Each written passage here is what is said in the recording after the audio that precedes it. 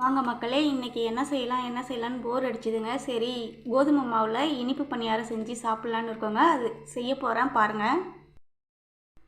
குழி பணியார கல் வச்சு எண்ணெய் விட்டுக்குங்க. நெய் கூட சேர்த்துக்கலாங்க.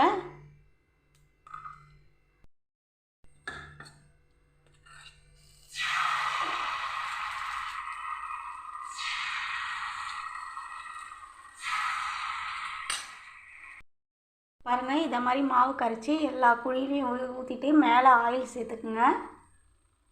நல்லா வெந்து வரட்டுங்க. மூடி போட்டு வச்சிடலாம் ஒரு 2 நிமிஷம். வாங்க, இப்போ குழி பணியாரத்தெல்லாம் திருப்பி போட்டுக்கலாங்க.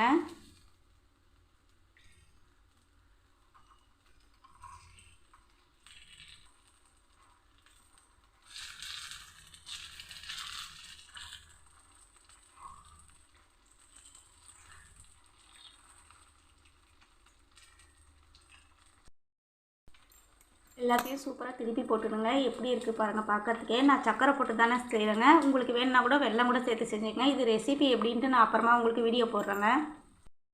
வாங்க, பணியாரம் சூப்பராக ரெடி ஆகிடுச்சுங்க. எல்லாத்தையும் எடுத்துடலாங்க.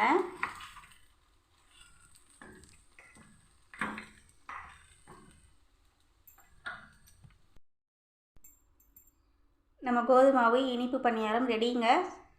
சூப்பராக இருக்கும். நீங்களும் செஞ்சு பாருங்கள். இந்த ரெசிபி பிடிச்சிருந்துச்சுன்னா கற்று சிற்பம் சேனலை சப்ஸ்கிரைப் பண்ணுங்கள். தேங்க்யூ.